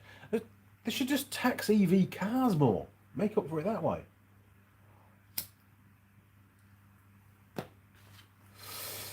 Anyway, that's their problem, not mine. John Nuttall, what happened to the tractor steering box? Did it work okay in the end? Well, John, it's still here. I've got it back. We've got the bearings. All I need is an hour, really, maybe an hour or two, to sit down and work out what machining needs to be done to the main shaft with the worm drive on it. And then box everything up with the bearings, send it down to Sheldon in Oamaru, or Oamaru. Oamaru. Yeah, nobody pronounces it right anymore. Sorry.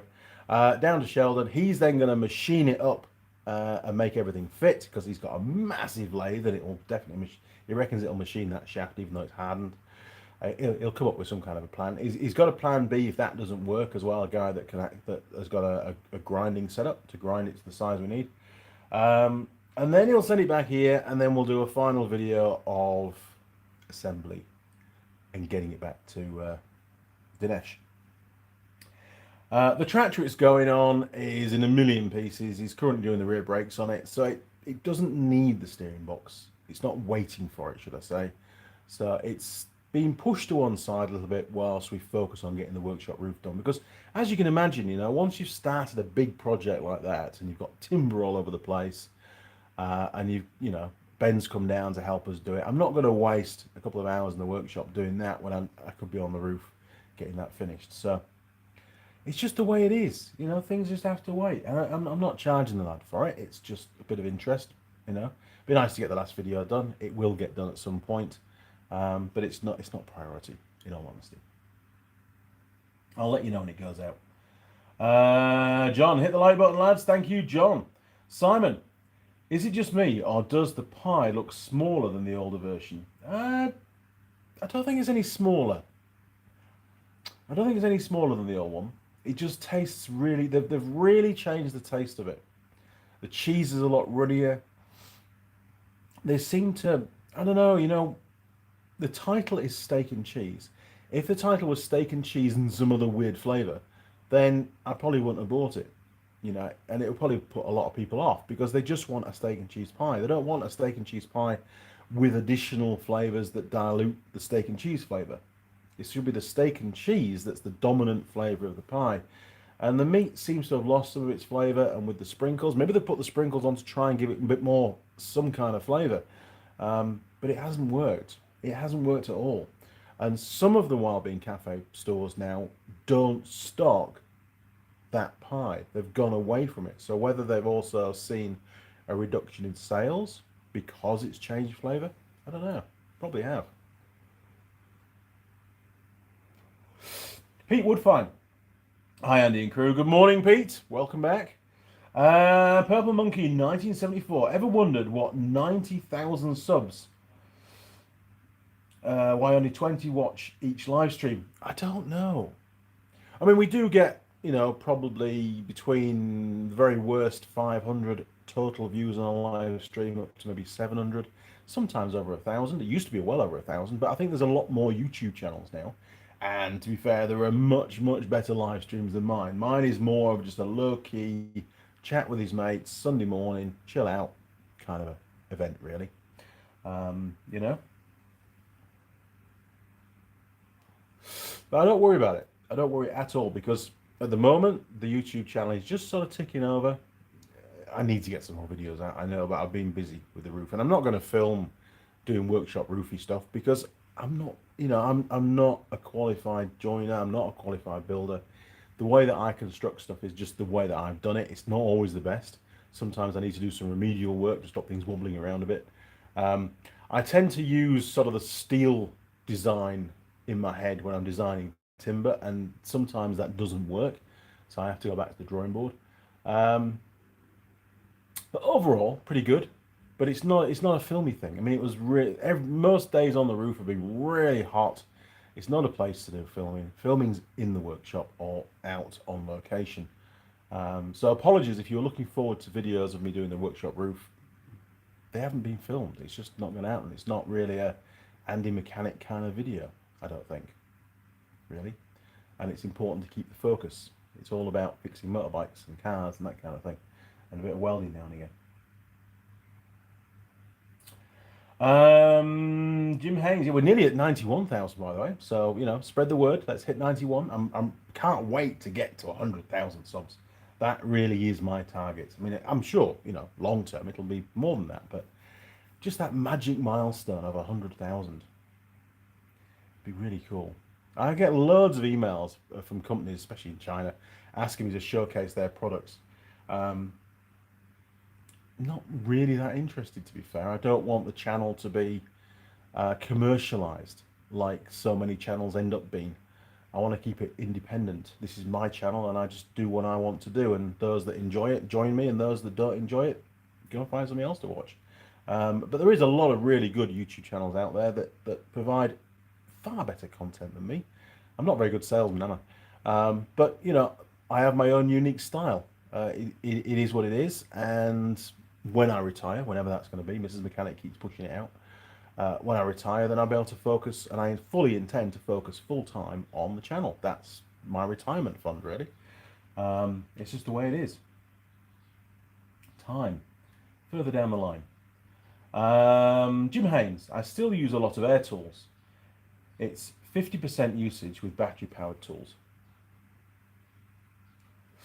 I don't like the price of replacement batteries. I don't. I did a few videos ages ago about trying to bring or repair the Makita batteries. We had a couple that failed. One of them was 100% successful. I think it's actually the one that's labelled A over there on the newer impact wrench that we saw earlier on. That battery, we replaced the cell, and it's great. It works just as well as it did when it was new. Basically, it's got a similar capacity. I remember Mrs. Mechanic, only about a week ago, we were working, and she was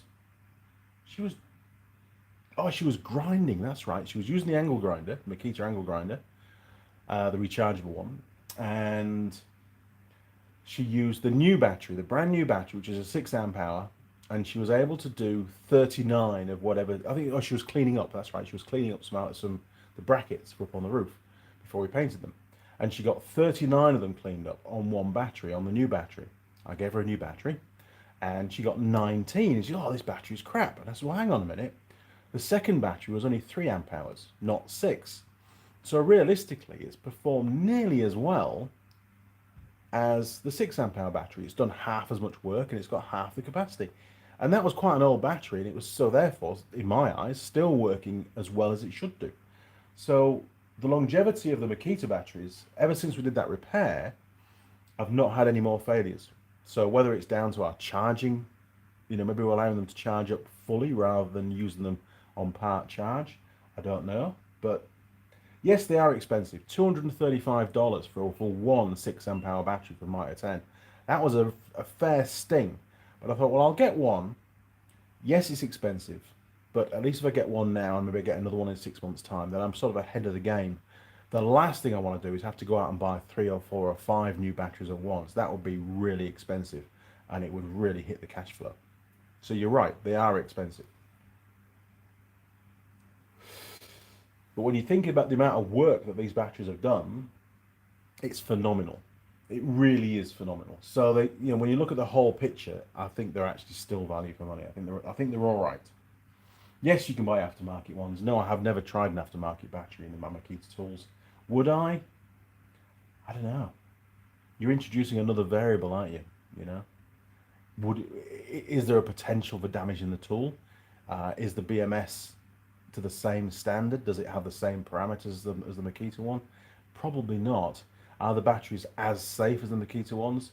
Probably not. The last thing I want is to have a fire in my workshop when I'm not here, especially, which could then just burn the whole place down. So I want to be, it's almost like buying an insurance policy as well. I want to make sure that I'm being as safe as I can, and all the batteries are kept in a steel drawer when they're not in use. We don't leave them out on the bench like they are now. They all get put in a steel drawer. So if one does decide to fail and have a little fire, then hopefully it'll be contained within the roll cab and not out on the bench where there's other combustibles around. That's the plan. Where do we get to? Jim Haynes, Mac Tools, DeWalt Pro, and more brands, all owned by Stanley Black & Decker Company. Really? I had a hunch the DeWalt was. I didn't know about the Mac Tools though. That's interesting because the Stanley and Black & Decker, I mean, I used to have lots of old Black & Decker tools and they were really, really good. Now they seem to be a lot less quality, in all honesty, and I tend to steer away from them. I just don't buy Stanley power tools at all, or Black & Decker anymore. Calvinator 69. Sup, Mr. Andy? For warm +1 degree C, Alberta in Canada. Way, look at that. 1 degree C, just above the freezing mark. I'm all right, Calvinator. I'm doing just okay. I'm probably about 55% battery power at the moment. It's been a very long 3 months, really. From sort of start of December to now, we've been flat out building the workstations, which are all done. Still got to do the final video on that. Everything's in the can apart from the sign off at the end. I know, time, but I'll get around to it. I won't do it today. I'll do it next weekend, and then we can get it out to for you guys to see the final result. I've not done the lighting in there, and I've not done the final power supply side of things. I've not really decided exactly where they're all going to fit yet. And how many sockets I need where. Everything's still a little bit in flux. So I'm just using the workstation, a bit to finalize where I need what, so to speak. And then I'll get that put in. But that won't be in the video. You might see that on a live stream at some point in the future, because I do intend to do the odd live stream from the office. It would save, like a day like today where I've got to pack up the workshop after the live stream, it would save a lot of labour doing that. And we've got a pie warmer in the house, so we're all good there. Now then, Purple Monkey 1974, with the same guys and gals each week, feels more personal when I watch. I think so too, to be honest. Simon, if you're looking for something to watch when you're away, the Superbike Surgery on YouTube, some really good diag videos on bikes. Ooh, okay. I do watch a lot of YouTube videos, to be fair. When I get the time. So let me just take a picture of that, Simon, because you know how I operate. Boom, boom, boom. There we go. I'll check that out next time I'm in front of YouTube. Vijayant, what do you think of the Bosch line of rechargeable battery tools? Well, Bosch used to be a really good brand. I have no experience of the rechargeable Bosch other than back in the UK, going back quite some time. I think it was like a 7.2 volt rechargeable electric screwdriver. It was pretty feeble, in all honesty. But it didn't fail. I don't know where it is now. I don't think it even came to New Zealand. It's probably still in the UK somewhere. But I didn't use it very often because it was so feeble, in all honesty. I'd sort of jumped across to using my drill with a screwdriver bit in it to do most of the jobs. I'm sure it's fine for little jobs. I do have a little Makita rechargeable drill, which I think is still 7.2 volts. That is brilliant. Really, really good for small work. And the batteries, even though they're really small batteries, seem to last a very long time. But I only use it sporadically. So again, I've gone to Makita for that. So that tells you something. Would I go for Bosch? I just get the impression that Bosch as well have dropped their quality down to try and get more, and to reduce the cost of the tools, and to go for the DIY market rather than the professional market. Jim Haynes, Mac Tools since mid-1980s, owned by Stanley. Wow, didn't know that.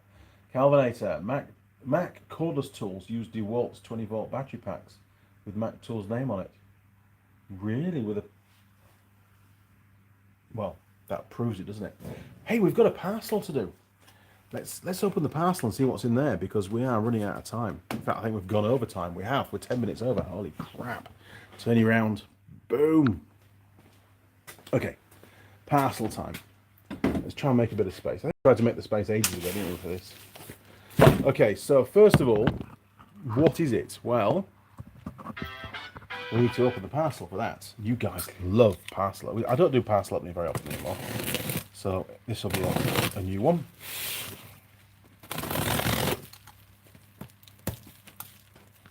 Bear with me. As you can see, it hasn't been pre-opened at all.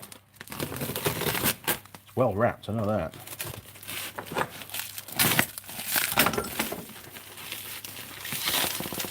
There we go. Right. So we have an cardboard box, as Mr. Clarkson would say.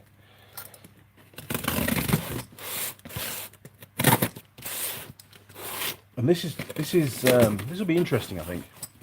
I have a hunch what it is. I'm not entirely sure. I've been waiting. Oh yes, been waiting for these for quite some time actually. So we have here some genuine ASIN freewheeling hubs for the chimney. So these are the quality Japanese. Oh, look at that! It's got Japanese grease-proof paper, which is a big sign of quality. And we used to have these on our little Suzuki Jeeps back in the UK. We had literally probably 50 or 60 sets of these things. Very, very well made, extremely good quality, very, very strong. And in my opinion, there is no other freewheeling hub on the market that's anywhere near as strong as this brand. They are not cheap. I was pretty upset on how bloody expensive they were, to be honest. We'll find out exactly how expensive they were on the invoice very shortly. I'll show you the invoice. But I'll be doing a video installing those on the chimney. Now I'm going to tell you why in a minute, why I'm going to be fitting those. So we'll stick those over there. Now there's also some other stuff in here. So we've got some bolts, which are very important. What the hell's in here? It feels M8 by 17. Oh, okay. So we just got an empty cardboard box. Maybe those are supposed to be in the cardboard box. We'll stick them in there. Look. Maybe they're just taking them out for packaging, for volume, to stop the things rattling around. Right, we've got some bolts in there. Now here, interestingly enough, hang on, we'll get rid of the box. Don't need that. So can you guess what vehicle they're going to go on? Of course you can. Right, so we've got one,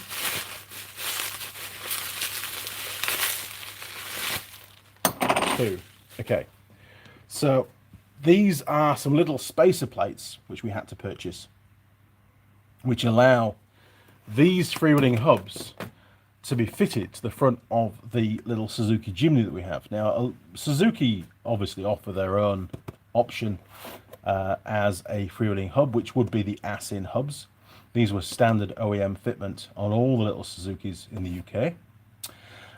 But to make it fit the Jimny, we have to fit the adapter plate, just this little tiny spacer. Now, turn you around, boom. There we go, we'll go back to the bench now. So you've seen that, you've seen what was in the box. And sorry, terrible camera work, bring that down a bit, there we go. So, we've had a problem with the little Jimny since we fitted the larger tyres and did the lift kit. And the problem is, you're driving down the road, sorry, we're a bit of a skew, we're listing a bit, there we are. Driving down the road, and every now and again, and it seems to be on a very slight bend with a dip in the road, the vehicle will suddenly, there'll be a funny sort of mechanical noise, and the vehicle will, the steering is heavily affected, and it will dart off to the left or the right. Now you can, control it. If you're quick enough, you can rectify the steering and keep yourself on the road pretty well.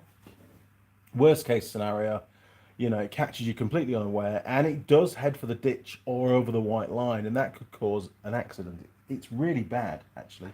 It scares Mrs. Mechanic absolutely shitless when it happens. Now, originally we thought it was the tyres, the larger tyres catching somewhere in the wheel arch. That's not the case. There's no telltale marks around the wheel arch where the tyre's been rubbing. There's no marks on the tyres. There's just nothing there, and there's plenty of gap. There's enough clearance. So I've been thinking about it, and the hubs on the front axle are vacuum operated freewheeling hubs. Same as on Larry the Carry. So when you put the vehicle into four-wheel drive, the vehicle automatically locks the front hubs, and when you put it back into two-wheel drive, it releases the front hubs. It seems to me that possibly, this is my hypothesis, possibly ever since our trip with the monkey bike, we've done lots of river crossings and stuff. Maybe somehow one of these, or it must be either of them because the vehicle can go right or left. A freewheeling hub is engaging when it shouldn't be, so it should be in two-wheel drive.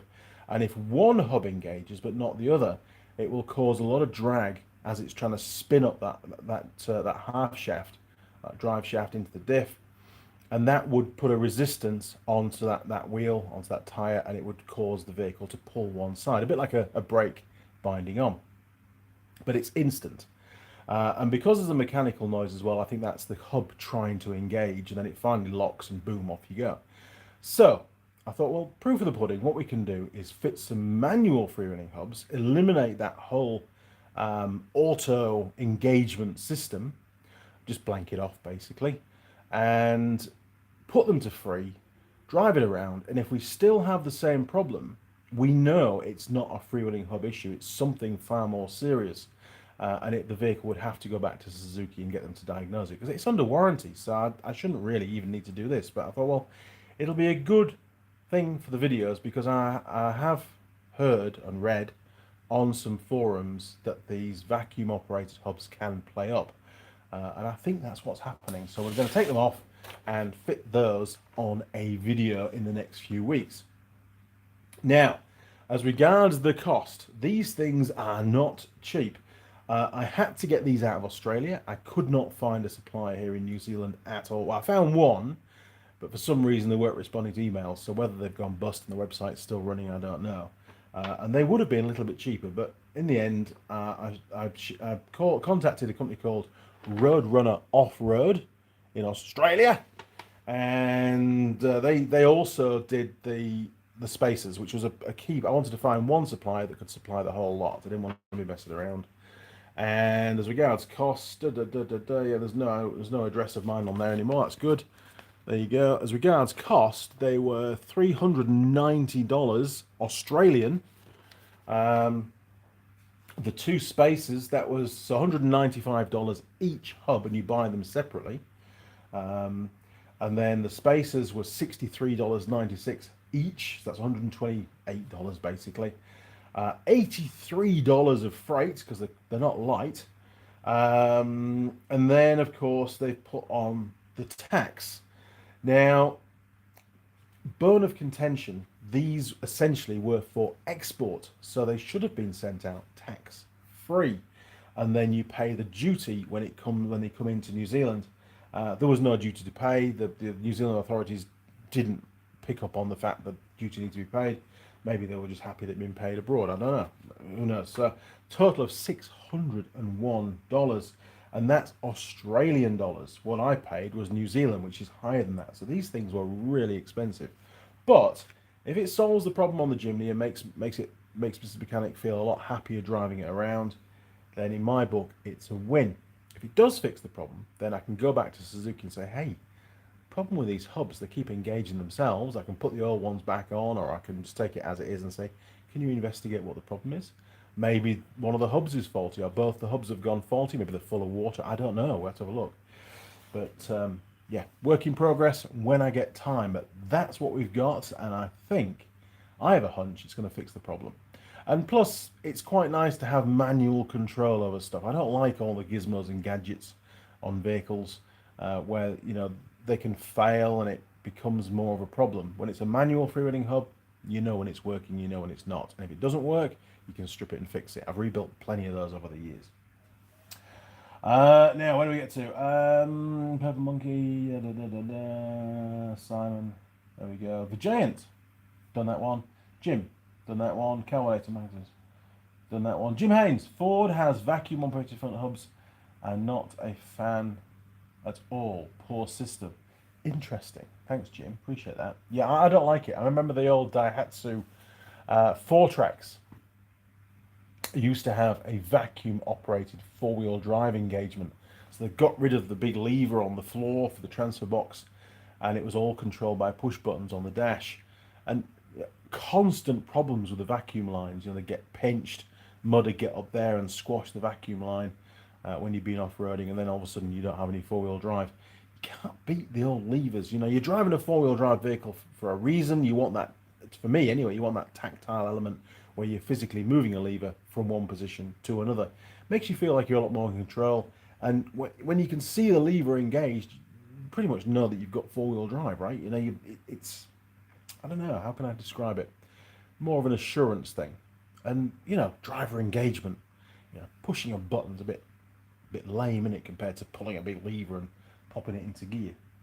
Simon, the thing with the vacuum systems, you are relying on a diaphragm.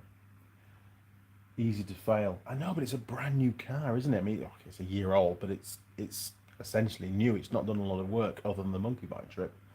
It shouldn't really have problems. But like the forums say, some people have had problems from day one, so that could be the issue. But if it's not that, then it could be something to do with the electronics on the vehicle as regards stability control, because it has all of that as well. It's got a camera. Mrs. Mechanic hates it, to be honest. The camera's busy watching the little white lines on the road, and if you start to deviate from the middle of the white lines, and the same with the Isuzu Ute that I'm driving at the moment for work that I brought up from the South Island, that's always monitoring what you're positioning your car between the white lines to the left and the right. And if you deviate too much, it starts tugging the steering wheel and trying to get you back on track. And it's like, well, mate, I'm trying to cut the apex here, and you're spoiling my line, And there's been a few times I've found myself really fighting the steering wheel in the Isuzu to try and keep the vehicle on the line that I want as the driver. I don't want whoever wrote the code for the vehicle to decide where I need to be on the road. I'm the one that passed the driving test, and I'm in control, and I'll put that vehicle where I want to put it. And sometimes you deliberately cut the apex. I mean, there was one thing. That's right, there was a big truck coming the other way, and it was a wide load, so you had an escort vehicle at the front. It's a wide load, so you all pull over to the left and slow down a bit to give the truck driver more room coming the other way. So I pull across, and I go over the white line on the left, and the car, this is the Isuzu, starts fighting me to get the vehicle back into the lane. And I'm like, well, if I go back in the lane, we're going to hit this big 360 excavator that's hanging off the side of this trailer. We need to be over here. So I arrived the steering wheel, and it must have looked hilarious to other drivers, because I'm wobbling down the road and it's pushing me back in, and I'm tugging it back, and dangerous, really, really dangerous. So I don't want an Isuzu Ute, and if it does have a system like that, I want to be able to disable it permanently. I don't want to have to disable it every single time I turn the ignition off, because you know what happens? You forget to do it, and then you get down the road and you get the same problem again. It's just overkill. People should learn how to drive properly. We don't need these additional systems on the vehicle, because all it does is take their attention away from the driving aspect as the driver. So they go, oh, the car will look after itself. It's got all these safety systems. I'll just grab my phone and send a few texts. No, you're the driver. Your job is to drive the vehicle. You're 100% responsible for what goes on, and that's what you're there to do. You're not there to do all the other stuff that people do in the cars. It's horrific. Rant over. Anyway, we're running out of time. Matthew Fortier. Matthew, welcome to the workshop. Hello, I was just watching about a Yamaha 450. Mine won't move in reverse and go forwards in neutral, but not in high or low. What the hell? It sounds to me like a gear has seized to a shaft inside, by the looks of it. So when you go into reverse, you've got mechanical lock. Your bike's still in forwards, essentially, but you're engaging reverse as well. Gearboxes can't do two things at once, and you see, so it sounds to me like you might have a gearbox rebuild to do. Ooh, hear the rain? That's a lot quieter, isn't it? That's not bad. I mean, there is still a little bit of the workshop roof at this end still exposed, so that's probably why we can hear a bit more down this end. Let's have a little wander. Come on. This is interesting. Down this end, this is all over here is fully covered. You hear that? Can you? I can hear the rain just, but it's a lot quieter than it used to be. It's easing off now. It's not a fair test. Wow, that's cool. That's a lot better for the video, isn't it? That's the plan, you see. It's going to cut down on rain noise, and it's also going to cut down on heat in the workshop. So, looks like we did a good job there.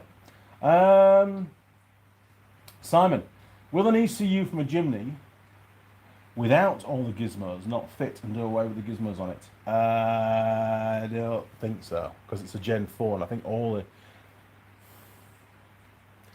I'm not going down that route. You can guarantee the pin layout's going to be different. It would invalidate the warranty straight away. They'd get pretty pissed about it, wouldn't they?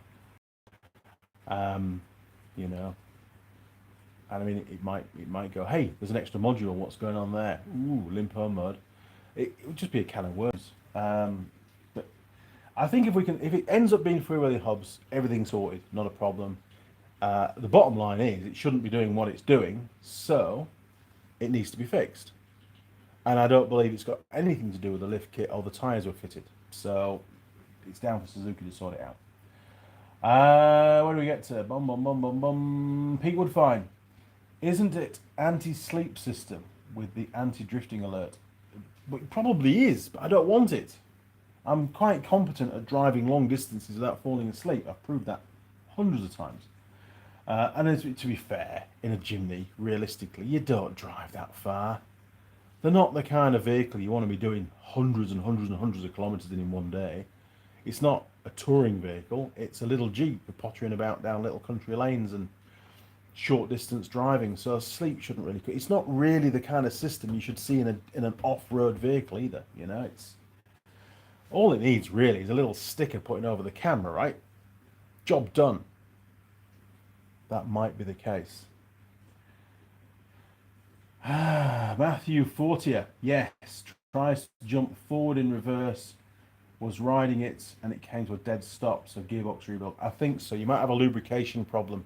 We had that on years ago on one of our quad bikes, and it was our own fault because we didn't have enough storage room in the shed, so we used to park them on end. We used to lift the front wheels right up and park them vertically. And that wasn't a problem if you were using them regularly, but this particular bike was sat in the corner for a few months. We pulled it out, Ben jumped on it, fired it up, and raced it off around the field. And I think it was third or fourth gear. Third gear, I think it was. One of the, either driven or drive, I can't remember, but with third gear, it ran dry, basically. And there was oil in the engine, don't get me wrong, but for some reason it had obviously started to get hot before the oil had worked its way around the engine again. And it burred over the oil pickup, the little drilling in the shaft. It got burred over, blocked, and then of course it was just demised. The bike would only work in third gear, wouldn't work in any other gear because third gear remained engaged, basically. So yeah, I think you're looking at a rebuild, matey. Connor, click the like. Thank you, Connor. Okay, crew. With Connor's wise words, I'm going to sign off. Thank you all very much for watching. Sorry for my rant and for going on over time. 2 hours, Jesus. Okay, I'll see you again in a couple of weeks. Sunday morning, 8:30 a.m. Thank you very much. Matthew Foster. Okay, just bought in 3 days ago. Oh, you just bought it 3 days ago. Used, obviously. Okay, thanks for the response. No problem, crew. Have a good couple of weeks. I'll see you then. Cheers, crew. Over and out. Oh, it's on this side. It's always the wrong side. Yes. Boom. Bye.